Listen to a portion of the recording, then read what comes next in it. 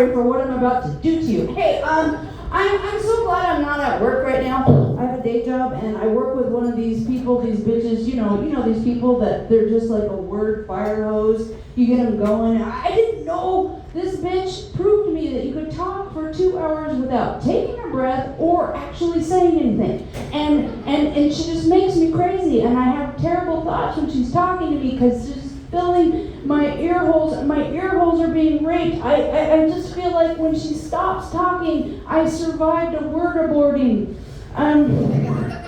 It's just awful. It's just awful. That's a new joke. I'm just trying to obviously fucking burn it down. It was awful. It was awful. It's an awful pun. I am a phenomenon in Boise comedy. Obviously not because of my jokes. It's because I am what? Intentionally abstinent. Yeah, that's exactly what it deserves. Yes.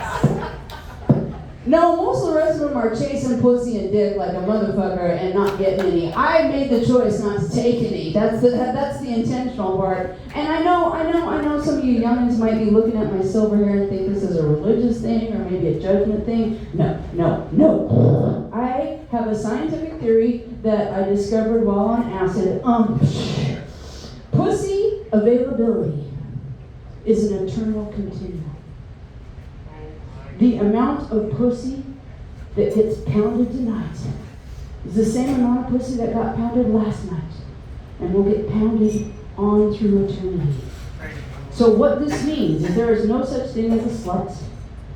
There's just some poor bitches out there picking up on my slack. Because you better believe back in the day, Mama was slinging some pussy like I was shooting wet rubber bands across the bar. I'm telling you right now. There's been more loads dropped in here than at a discount laundromat. Oh yeah. There's been more clips dumped here than a Las Vegas country music festival. Yes. And I was really indiscriminate. I got this thing where I fall for personalities. A friend of mine was like, "What is your type?" You know, I've seen you with hot guys and ugly guys, whatever. And have you ever heard the saying, "Love will find a way"? Sometimes love cannot find a way. Because this fell for a dude that was 6'7" and 800 pounds. If the Mission Impossible theme is not playing in your head right now, you have never fucked before in your entire life. I really wanted this guy. I wanted this guy bad. How do we figure this jigsaw puzzle out? We started with me on all fours, doggy style, on the bed. But at 6'7", and his dick was still a good 3 inches above my ass. Still. And with 800 pounds, you can't do a sustained knee bend and thrust. That's not an option. That's not an option. So it's like, well, let's try. We tried a couple things. Finally, it was like, why don't you just get on top of me? Sounds simple, don't it? Sounds simple, don't it? You have obviously never been with somebody that's truly big. The first obstacle is you had to push it out of the way, and then I had to kind of floss on down until the bits met. Oh, the magic is there! The magic is there! But then we had a second obstacle.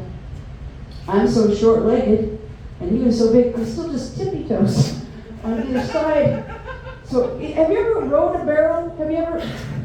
It was just kind of rocking back and forth until we both agreed that this was doing nothing for no one. And we quit, and we just finished each other hands down. You know. And I was still happy. But a couple days later, he broke up with me. Said he didn't want to see me anymore. It's like, I got the impression you thought my dick was too small. There's no polite way to look at a motherfucker and say, no, your dick isn't too small, the rest of you is just too goddamn big. My name is Tanya Cope, and my friends are Short Nut Taco. You have a good night, guys.